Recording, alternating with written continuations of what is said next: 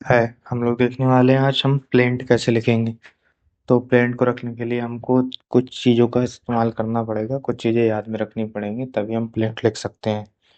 तो मैं एक एक करके आपको बताऊँ क्या क्या चीज़ें आपको यूज करनी है और क्या क्या चीज़ों को ध्यान में लिखकर आप रखकर आपको प्लेंट लिखना है। इस वाली वीडियो में आपको इंट्रोडक्शन देने वाला हूँ प्लेंट लिखने का, कि आप क्या क्या चीज़ यूज करेंगे और कैसे यूज करेंगे। अगली वीडियो में आपको सीधा प्लेंट ही लिख कर दिखा दूंगा। ठीक है, तो अब हम लोग शुरू करते हैं अपनी वीडियो। तो उससे पहले हम लोग को पहले सेलेक्ट करना होगा पेज का लेआउट। तो पेज का लेआउट हम लोग लीगल रखेंगे।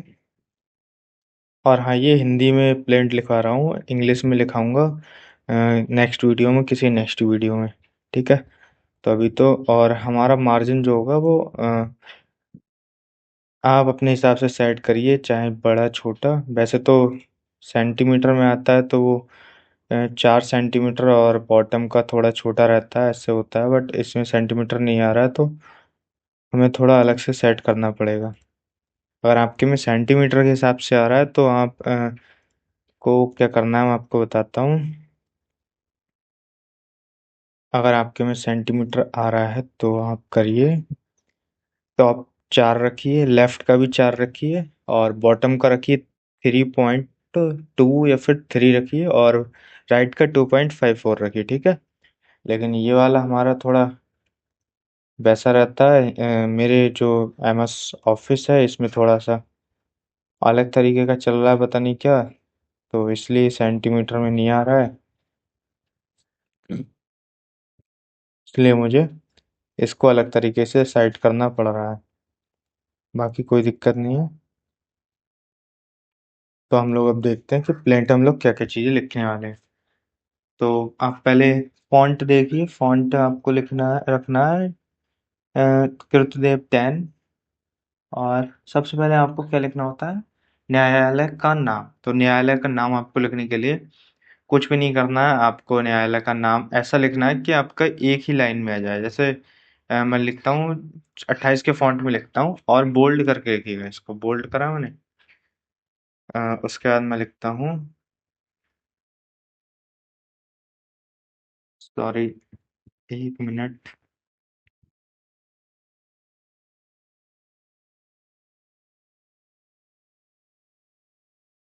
हाँ, ठीक। तो फॉन्ट सेलेक्ट करेंगे हम लोग अपना, और हम रखेंगे इसको 26। ठीक है, अब लिखते हैं न्यायालय। न्यायालय, सिविल जज जूनियर डिवीजन। तो अगर सिविल जज पर 5 लाख से नीचे का आपका बाद है तो आप सिविल जज जूनियर डिवीजन को लिखेंगे। ये वैल्यूएशन तो कोर्ट के द्वारा तय की गई होती है, आपको पता होगा आपके डिस्ट्रिक्ट में कि कितनी वैल्यूएशन कौन से कोर्ट पे अप्लाई होती है, उस हिसाब से लिखेंगे। और सीनियर डिवीजन लिखेंगे अगर 5 लाख से ज़्यादा का मैटर है तो। और एफटीसी वगैरह भी होता है, वो केसेस जो होते हैं वो तो ट्रांसफ़र कर देते हैं सीजी, जो सिविल जज होते हैं सीनियर डिवीजन, वो ट्रांसफ़र कर देते हैं अपने हिसाब से। तो और जो लोकल कोर्ट के रूल होते हैं, कब को किसी किसी कोर्ट में डीजे के यहाँ पे डिस्ट्रिक्ट जज के यहाँ पे दायरा होता है, या फिर किसी कोर्ट में डायरेक्ट जूनियर डिवीजन या फिर सीनियर डिवीजन जिसका केस है उसके ऑफिस में दायरा हो जाता है। ठीक है, तो उसकी टेंशन नहीं लेनी है, आपको अपने हिसाब से देखना है। लेकिन न्यायालय का नाम आप पहले लिखेंगे, उसके बाद में हमें क्या करना है, जूनियर डिवीजन, अ, फिर कॉमा, फिर आपको जिले का नाम डालना है। बरेली, मेरा बरेली है तो मैं बरेली डाल दिया। ठीक है, उसके बाद हम लिखेंगे बाद संख्या। तो बाद संख्या अब हम छोटे फॉन्ट में लिखेंगे 16 में। ठीक है, थोड़ा इसको बड़ा कर लेते हैं ताकि आपको देखने में आसानी रहे और बढ़िया लगे ये देखने में। ठीक है, बाद संख्या, अब जब हम नया दायर कर रहे हैं तो बाद संख्या तो कुछ होगी नहीं, तो हम लिखेंगे यहाँ पे बाद संख्या। बोल्ड में नहीं लिखना है, इसको लिखना है ऐसे, बाद संख्या। ठीक है, अब हम आएंगे टैब करेंगे और इधर, तो इधर हम लिखेंगे सन। तो सन 2025, आप जिस सन में आप दायरा कर रहे हैं, मान लीजिए 26 में अगर वीडियो देख रहे हैं तो 26 में दायरा करते होंगे। अगर 25 में देखना है तो 25 में दायरा करते होंगे तो वो। ठीक है, अब आ जाते हैं नाम, पार्टीज के नाम क्या क्या है। तो आपको पहला नंबर डालना, अगर पार्टी एक से ज़्यादा है तो आपको नंबर डालना है, अगर पार्टी एक है तो आपको कोई नंबर नहीं डालना है। ठीक है, तो मेरे पास मान लीजिए कि 5 पार्टीज हैं, 2 पार्टीज हैं, मान लीजिए 5 तो लेंदी हो जाएगा फिर लेक्चर ही। मान लीजिए मेरे पास 2 पार्टीज हैं तो मैंने 2 पार्टीज में वो डाला नंबर, और मैं दूंगा राम कुमार सिंह। ये ऑटो करेक्ट बहुत बुरा है साला, परेशानी करता है हमेशा।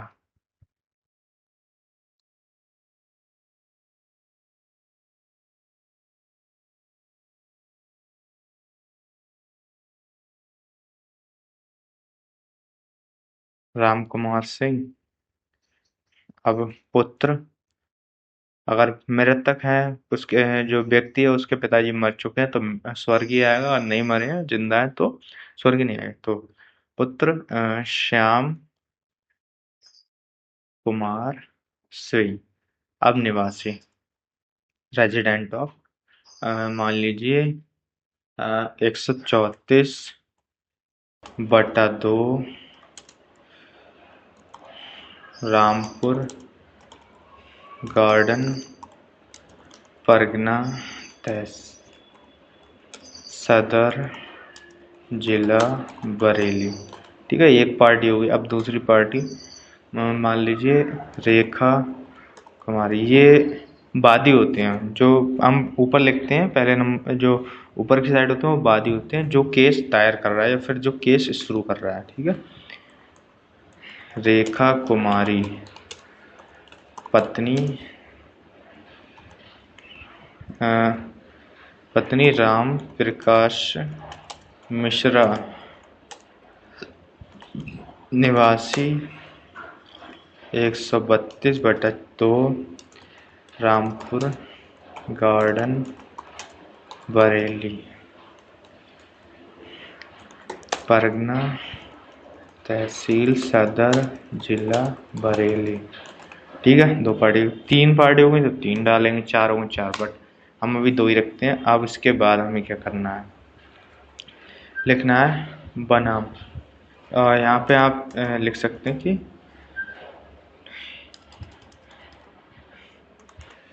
वादीगण लिखेंगे, यहाँ पे लिख सकते हैं माने तो, और नहीं माना तो मत लिखिए, कोई दिक्कत नहीं है, कोर्ट को ही पता है कि वादी कौन है और प्रतिवादी कौन है। ठीक है, और इसको हम बोल्ड कर देंगे, और अगर लिख रहे हैं तो लिख सकते हैं, कोई दिक्कत नहीं है।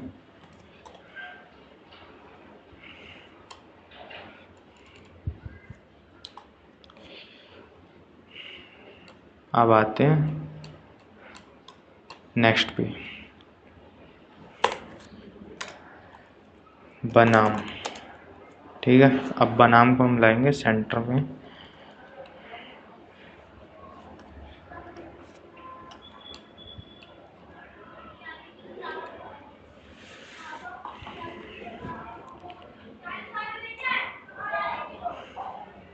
सेंटर में ले आए। अब अगर पार्टीज एक से ज़्यादा है नीचे भी तो नंबर डालेंगे, और एक से ज़्यादा नहीं है तो कोई नंबर नहीं डालेंगे। ठीक है, और इसको भी हम इसके बिल्कुल सीरीज में रखेंगे, ऐसा नहीं कि आप ज़्यादा इधर कर देंगे, बिल्कुल सीधा ऐसे, और इसको जस्टिफाई कर देंगे बस।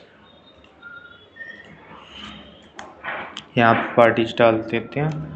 एक नंबर मान लीजिए धर्म पाल सिंह, पुत्र राम गोपाल सिंह, निवासी निवासी लिख देते हैं बिहारीपुर कासगरान, मकान नंबर 12, परगना तहसील सदर जिला बरेली। ठीक है, एक पार्टी। दूसरे लिखते थे धर्मवीर स्विंग। और बाकी अगर सेम ही एक ही व्यक्ति के दोनों बच्चे हैं तो आप सेम लिख सकते हैं, अलग है तो अलग। चलिए मैं अलग लिख देता हूँ। पुत्र स्वर्गीय, मान लीजिए इनके पिताजी मर गए हैं तो स्वर्गीय धर्मदास निवासी बाकरगंज, परगना तहसील सदर, जिला बरेली। ये तो हो गई हमारी अपोजिट पार्टीज। ठीक है,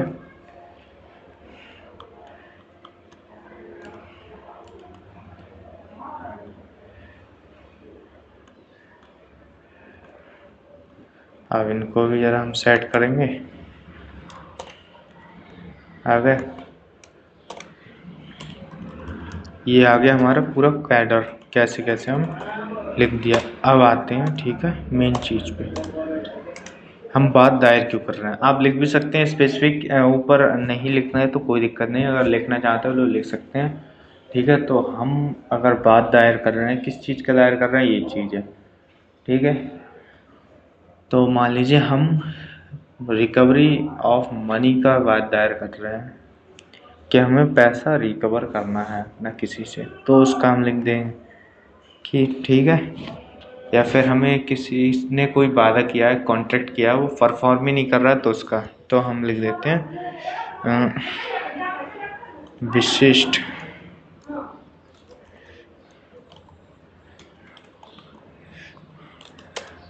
अनुतोष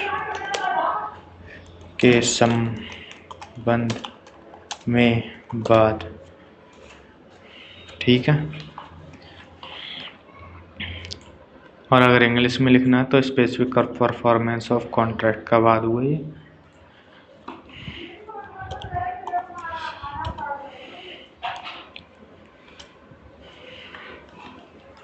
और अब आके हम यहाँ पे लिखेंगे श्रीमान जी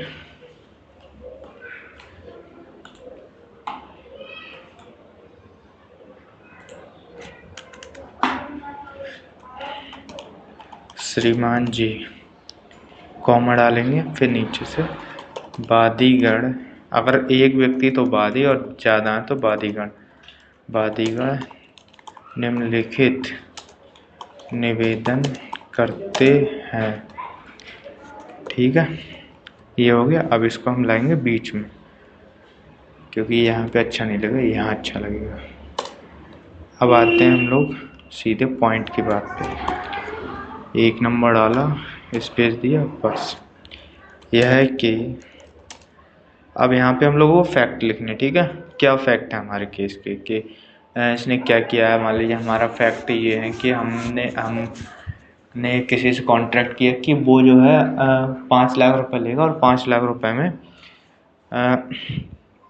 आपको कुछ भी सामान, गुड्स डिलीवर करेगा। ठीक है, और उसको आपने 2 लाख रुपए एक्स्ट्रा दे भी दिए, और आपकी डेट है कब की, डेट निकल चुकी है कि हाँ मान लीजिए 5 तारीख को आप देना था उसे, गुड्स भेजने थे या फिर जो भी सामान मंगाया आपने वो भेजना था, पर उसने नहीं भेजा। आपने उसको फ़ोन किया, कॉल किया, लेकिन उसने फिर भी जवाब नहीं दिया या वो टालता रहा, फिर भी नहीं मिला।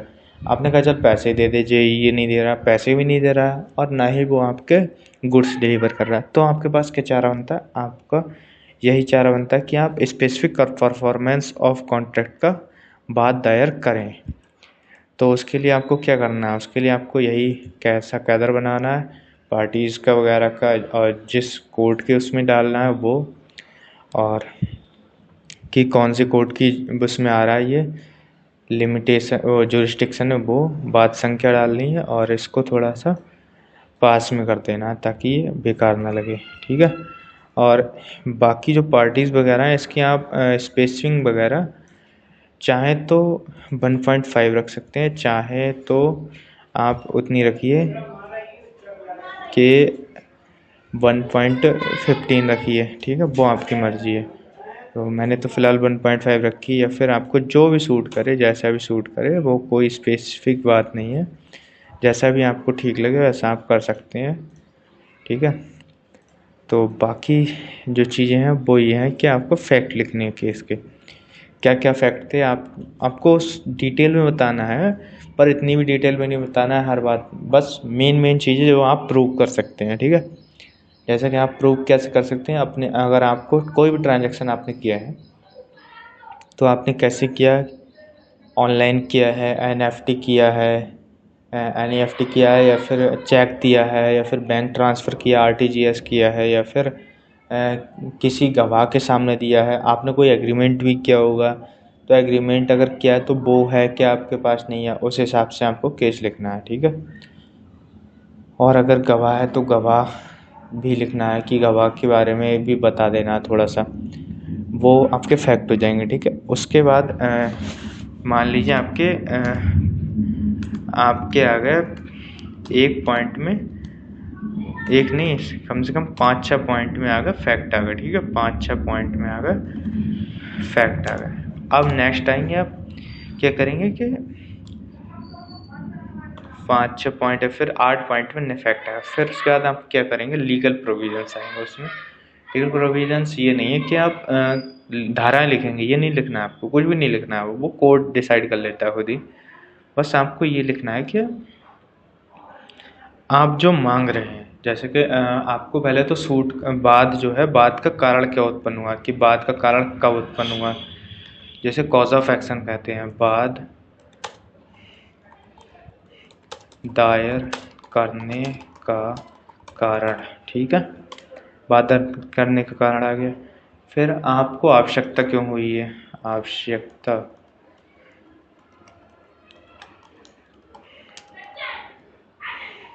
बाद दायर करने की, यह आ गया। क्षेत्राधिकार भी आ जाएगा इसमें। ठीक है, क्षेत्राधिकार किसका, न्यायालय का, न्यायालय का, न्यायालय, ये चीज़ आ गई। अब आपको बाद का मूल्यांकन भी करना है, बाद का मूल्यांकन भी करना है, ये आ गई बात। अब इसके आगे हमें क्या करना है, इसके आगे हमें करना है कि बाद का मूल्यांकन हो गया, अब हमें ये भी बताना है कि ये जो दावा है इसमें हम मांग क्या कह रहे हैं। ठीक है, हमें क्या चाहिए, तो इसमें आपको लिखना पड़ता है कि वादीगण निम्न लिखित दादरसी पाने के अधिकारी हैं। तो आपको ये चीज़ लिखनी है इसमें, ये हो गया। इसके बाद आपको क्या करना है, इसमें पॉइंट्स आपको बनाने हैं, आ बा सा, आ बनाया आपने पॉइंट्स, तो आ में आपको लिखना है कि जो भी आप मांग रहे हैं। ठीक है, वादीगण निम्न यह कि वादीगण का दावा इस अमर का डिग्री किया जावे, और फिर आपको अपनी बात रख देनी बिल्कुल शॉर्ट में, 3-4 से 5 लाइन, उससे ज़्यादा नहीं होंगी। नेक्स्ट बा बनाना आपको, ये कि यह कि वादीगण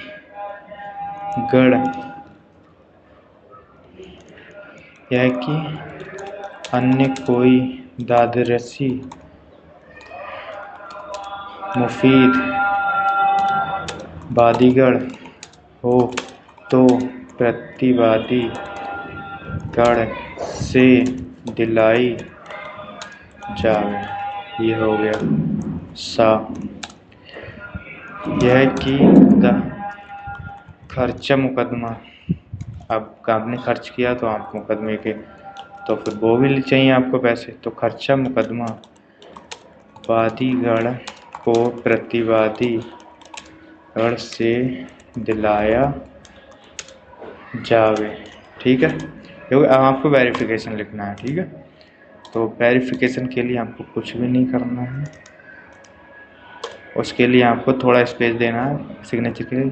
फिर आपको लिखना है उपरोक्त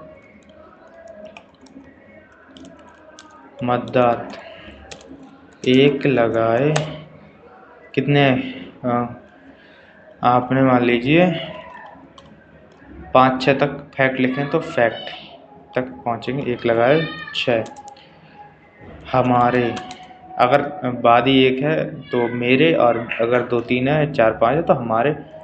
जातीय इल्म में सत्य बात सही है। फिर मददात कितने होगा, फिर उसके बाद में तो 6 होगा, 7 के बाद में फिर बात दायर करने का कारण, आवश्यकता, ये सब लीगल हो जाएंगे। ठीक है, 1 2 3 4, 4 लीगल होगा। तो मददात 7 लगाए 11, 7 8 9 10, 10 आप कानूनी हैं तथा कानूनी मशवरे पर सत्य होने का विश्वास करते हैं तथा मददात 11 दादरसी है, ना कुछ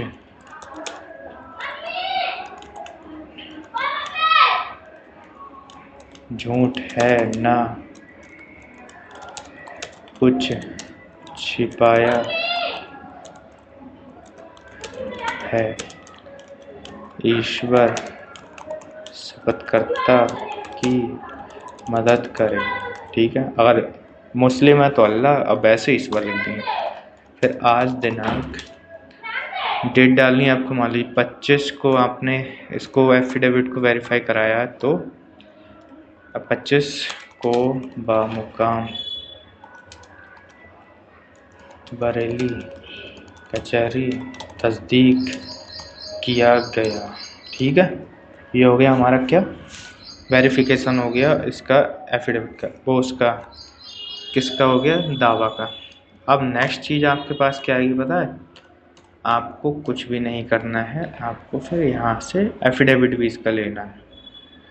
तो एफिडेविट लेंगे, उसके लिए आपको न्यायालय बात संख्या उठानी है और पार्टी का, पहली पार्टी का दूसरी पार्टी का नाम उठाना है। ठीक है, नाम उठा लेंगे। पहली पार्टी का राम कुमार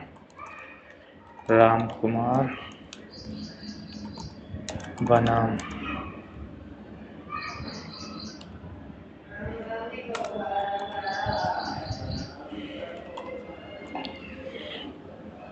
दूसरी पार्टी का नाम क्या है, वो उठाएंगे, धर्मपाल सिंह आदि।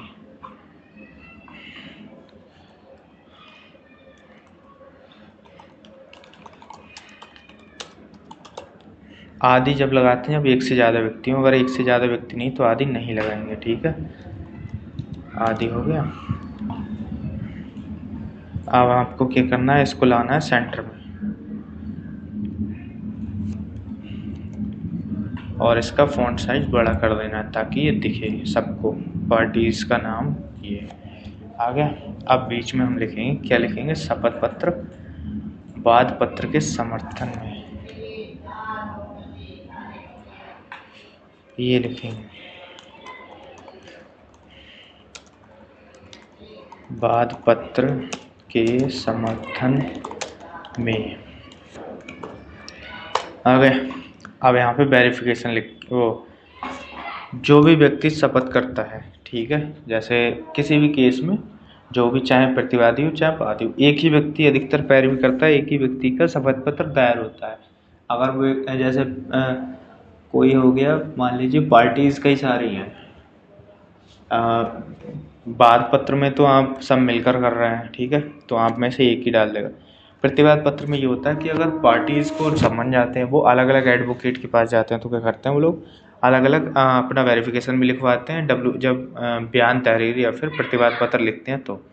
लेकिन वाद पत्र में ये है कि एक ही व्यक्ति जिम्मेदार रह जाता है, होता है, तो उसी का नाम लिख देते हैं। ऐसे राम कुमार जी का बना, मैं कि राम कुमार पुत्र श्याम कुमार निवासी 134/2 रामपुर गार्डन परगना तहसील सदर जिला बरेली का हूँ तथा निम्नलिखित शपथ पूर्वक बयान करता हूँ। ये हो गया। अब आते हैं हम नीचे। पहला पॉइंट डालेंगे, यह है कि शपथ करता उपरोक्त वाद में वादी है तथा मुकदमे तथा ऐसे अगर दो है ना तो वादी संख्या 1 है तथा मुकदमे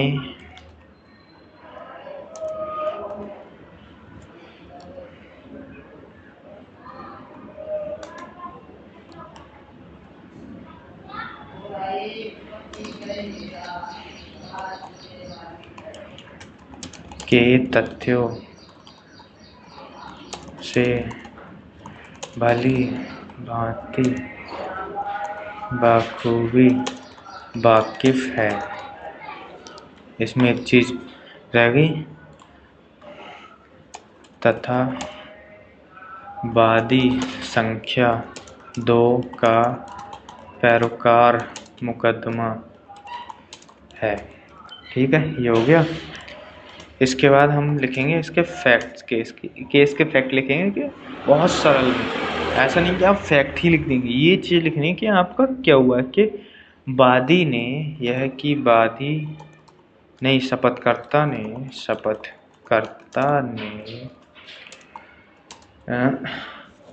क्या करा है, स्पेसिफिक परफॉर्मेंस ऑफ कॉन्ट्रैक्ट विशिष्ट या फिर स्पेसिफिक परफॉर्मेंस ऑफ कॉन्ट्रैक्ट का बाद दायर किया है। ठीक है,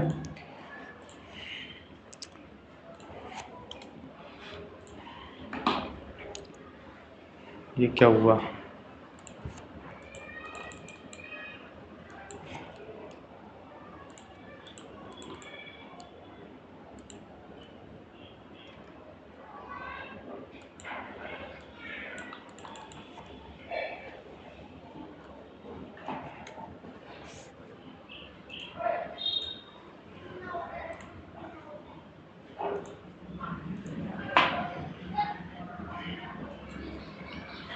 पता नहीं, शायद पीसी काम नहीं कर रहा है मेरा, क्या चीज़ है तो, बट कोई दिक्कत नहीं है। कॉन्ट्रैक्ट का बाद दायर किया है जिसमें पूर्ण सफलता मिलने की आशा है। ठीक है, यह है कि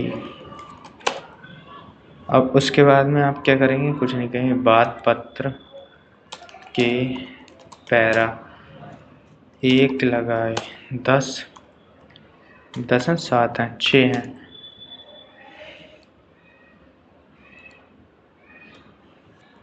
शपथकर्ता की निजी जानकारी में सत्य व सही है। यह कि वाद पत्र के पैरा 7 लगाए 10 कानूनी है, जिससे शपथकर्ता कानूनी मशवरे पर सत्य होने का विश्वास करता है। अब नेक्स्ट यह है कि वाद पत्र के पैरा